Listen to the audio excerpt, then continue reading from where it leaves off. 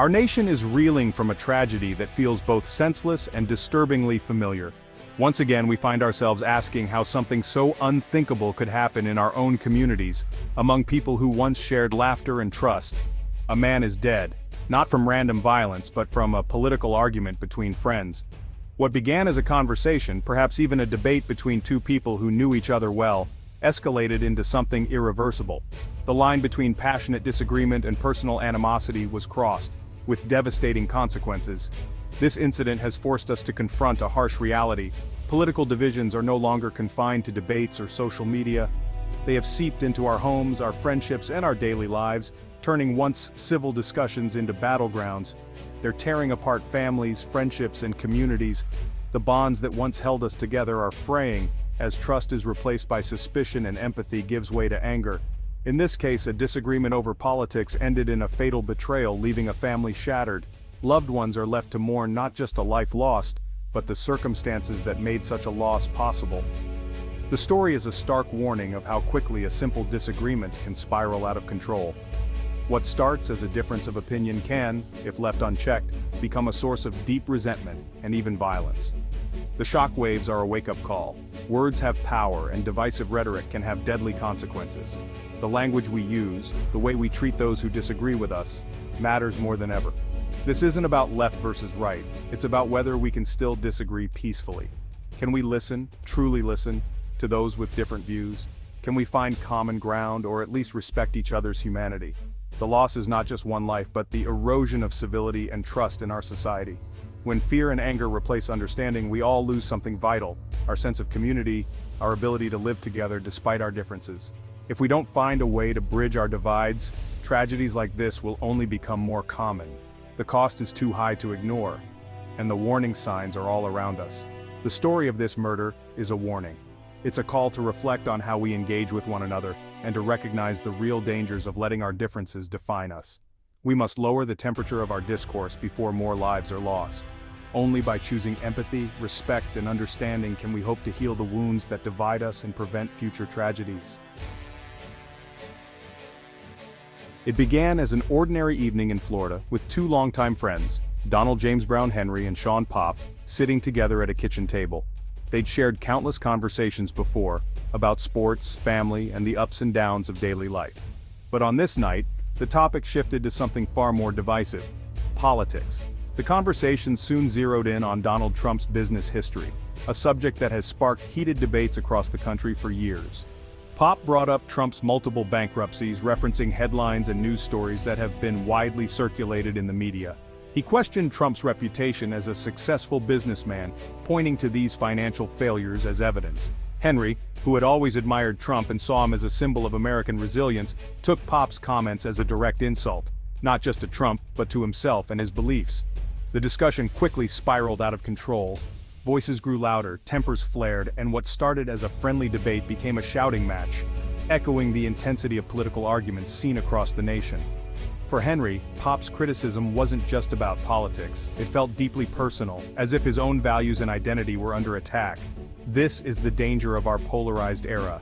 Political identity has become so entwined with personal honor that any challenge, no matter how small, can feel like an assault on one's very character.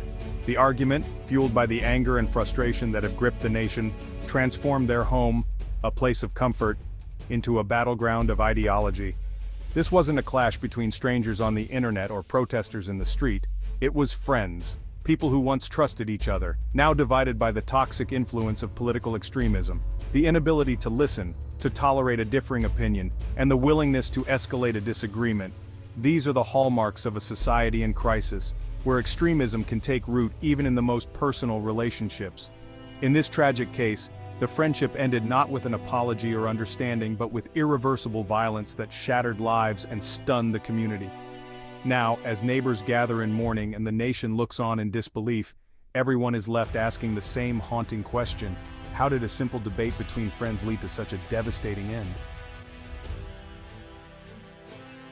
The argument reached its breaking point in the kitchen, where emotions ran high and voices echoed off the walls.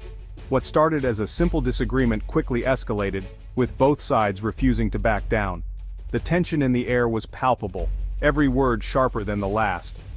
As the debate raged on, Henry, his hands trembling with anger, began sharpening a kitchen knife. In a split second, the situation spiraled out of control.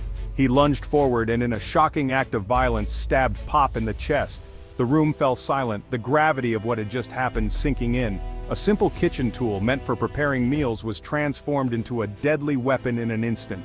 Blood stained the countertop, marking the spot where a life was forever changed. Pop, mortally wounded and gasping for breath, managed to utter his final words. "You stabbed me, you son of a bitch!" He clutched his chest, his strength fading before collapsing to the floor as those around him watched in horror. He died from a single fatal stab wound. A life ended in a flash, all because of a heated political argument that no one imagined would turn deadly. The kitchen, once a place of laughter and conversation, was now a crime scene. Henry, shaken and desperate, tried to claim self-defense. He insisted that Pop had attacked him first, and that his military training had forced him to react instinctively, but his story didn't add up. Investigators combed through the evidence, searching for any sign of a struggle, bruises, defensive wounds, overturned furniture, but there was nothing. No cuts, no bruises, no evidence to support Henry's version of events. The scene outside was chaos, a quiet neighborhood transformed by flashing lights and sirens. What was meant to be a friendly gathering had become a tragedy, with police and paramedics swarming the home. The host, once preparing for a night of camaraderie, was now giving statements to police, struggling to process the horror that had unfolded. Friends and neighbors stood in shock, unable to comprehend how quickly things had unraveled. The entire community was left reeling, unable to believe that a simple political debate could end in such senseless violence. Conversations turned to whispers of disbelief and sorrow. The aftermath was a grim reminder of how unchecked rage and stubbornness can turn words into weapons. Mourners gathered, candles flickering in the night, reflecting on the fragility of life and the dangers of letting anger take control.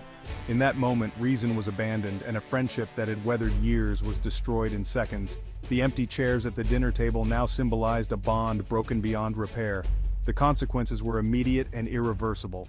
One man lost his life, another lost his freedom, and a community was left to pick up the pieces, forever changed by a single, tragic moment.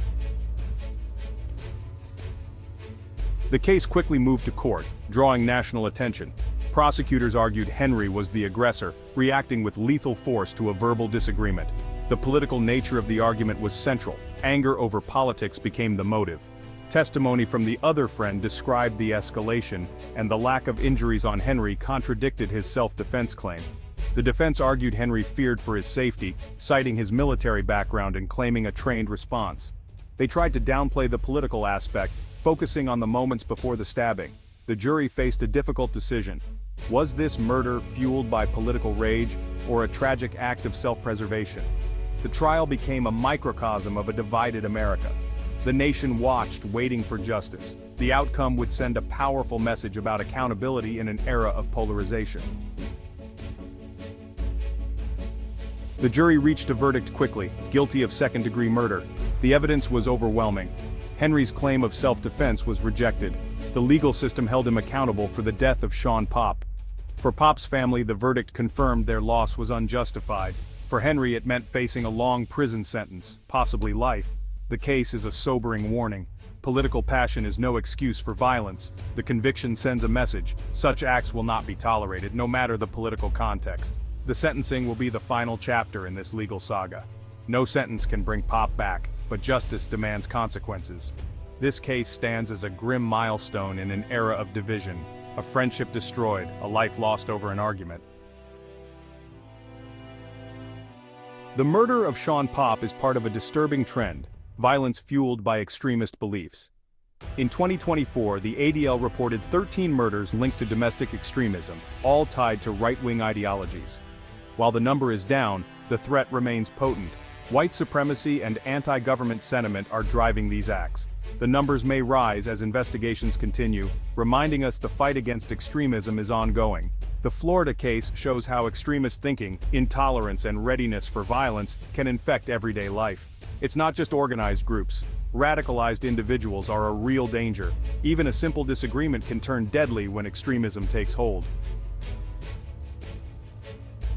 Extremist violence in 2024 followed a clear pattern. Firearms were the weapon of choice. Guns make it easy for radicalized individuals to turn ideology into deadly action. Notably, there were no mass shootings or hate crimes among these murders, but the violence was still deadly. A new trend emerged: extremists targeting law enforcement. Groups like sovereign citizens, who reject government authority, are increasingly willing to attack police. These assaults are attacks on the rule of law and create a climate of fear. Protecting law enforcement from extremist violence is now a critical national security concern. When those sworn to protect us become targets, the threat has reached a new level. The impact of extremist violence goes far beyond the immediate victims. These acts are meant to intimidate and deepen divisions, making millions feel unsafe. Fear poisons our social fabric, fueling mistrust and isolation. When violence erupts from political disagreements, people retreat into ideological bubbles. The murder of Sean Pop shows even a conversation with a friend can turn dangerous. Media coverage amplifies the sense of threat, heightening national anxiety. Even with fewer murders, the potential for mass casualty events remains. The threat isn't just the body count, it's the psychological damage to our society. Extremist ideologies are still spreading, especially online. The erosion of safety and unity demands a serious, sustained response. How do we heal a nation wounded by division and hate?